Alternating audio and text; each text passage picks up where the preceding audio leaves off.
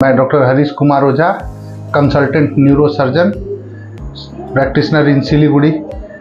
मैं अपने सुनने वालों के लिए, जैसा कि आप सबको पता है 22 जुलाई को इंटरनेशनल ब्रेन डे होता है, तो मैं आप लोगों की जानकारी के लिए, समाज में जागरूकता फैलाने के लिए ब्रेन को कैसे हेल्दी रखा जाए, आपसे कुछ बातें करना चाहता हूँ बहुत ही शॉर्ट में। और मेरा ये जो आपसे इंटरेक्शन है वो बहुत ही सिंपल लैंग्वेज में रहने वाला है, ताकि नॉन मेडिकल लोग उसको बहुत अच्छी तरह से समझ पाएँ। जैसा कि हम सब जानते हैं, ब्रेन हम सब का सबसे वाइटल स्ट्रक्चर है। हम सब ऐसा भी जानते हैं कि जब तक ब्रेन स्वस्थ है तो सारा बॉडी स्वस्थ है, अगर ब्रेन खराब हुआ तो बॉडी भी खराब हो जाता है।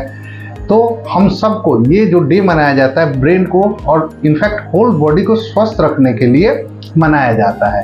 तो आप ब्रेन को सिंपल मेजर से कैसे ठीक रख सकते हैं? सबसे पहले है कि हम अपना डाइट कंट्रोल करें। कोई भी चीज़ जो बहुत रिच डाइट होता है, high cholesterol, high carbohydrate, sugar rich diet, ये हम सब जानते हैं कि वो ब्रेन को डैमेज करता है, इनफैक्ट सारे ब्लड वेसल को भी डैमेज करता है। हम सबको ध्यान रखना है कि हम जितना हो सके शुगर की मात्रा कम रखें अपने खाने में।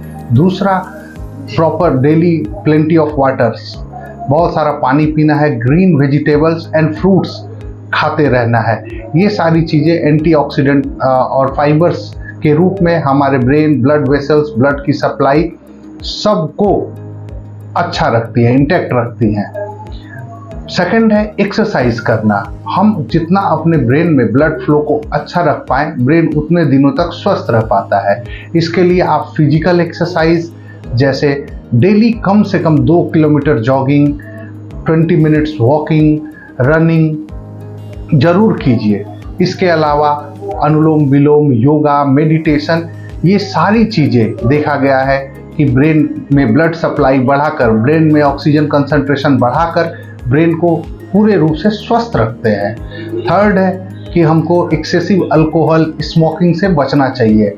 सीडेंट्री लाइफस्टाइल, आलसी की तरह सिर्फ जो कि खासकर जो ग्रेड ए जॉब में है, जिनको सिर्फ बैठ के ऑफिशियल वर्क करना होता है, इन सब लोगों को सावधान रहना चाहिए और हमेशा शुरू से अपने यंग लाइफ से हैबिट बनाना चाहिए प्रॉपर एक्सरसाइज करना, प्रॉपर फूड, न्यूट्रिशन लेना।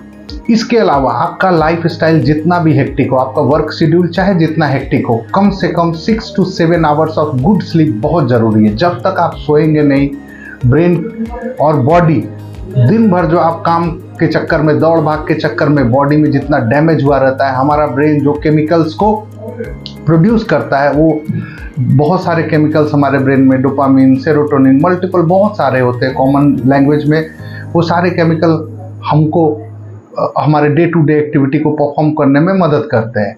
अगर हम रेस्ट नहीं करेंगे, प्रॉपर स्लीप नहीं होगा, तो धीरे धीरे इनके बनने की क्षमता कम होती है, डिप्लीट होती है। और देखा गया है कि थोड़ा ही एज बीतते बीतते, जैसे 40-50 साल में हम डिफरेंट टाइप के बीमारियां जैसे एंजाइटी, ट्रेमर, हाथ का कांपना, सर चक्कर आना, ये सबसे जूझने लगते हैं। मेरा आप सबसे निवेदन है एज ए न्यूरोसर्जन कि हम सब खुद तो डालें ही गुड हैबिट्स, और अपने ब्रेन प्रोटेक्शन के लिए अपने बच्चों में, जब वो day to day, in fact school student life से ही उनके अंदर healthy lifestyle, exercise, healthy food, diet, nutrition, yoga, meditation, proper sleep और एंजाइटी को कंट्रोल करने की क्षमता उनमें डेवलप करें, उनको प्रॉपर नॉलेज दें। अगर हम इन सब चीज़ों पे ध्यान देंगे तो हम काफ़ी लंबे समय तक अपने ब्रेन को स्वस्थ रख सकते हैं। बहुत सारी बीमारियां जैसे स्ट्रोक, एंजाइटी, पार्किंसन, अल्जाइमर्स, इन सब से भी बचा जा सकता है। आप सब जानते हैं कि prevention is better than cure. एक बार डिजीज़ हो गई, डेवलप हो गई, तब तो आपको दवाई ही खाना है। लेकिन अगर आप शुरू से कॉन्शियस रहें तो आप इन डिजीज़ को बहुत हद तक प्रिवेंट कर सकते हैं, इकोनॉमिक बर्डन को घटा सकते हैं।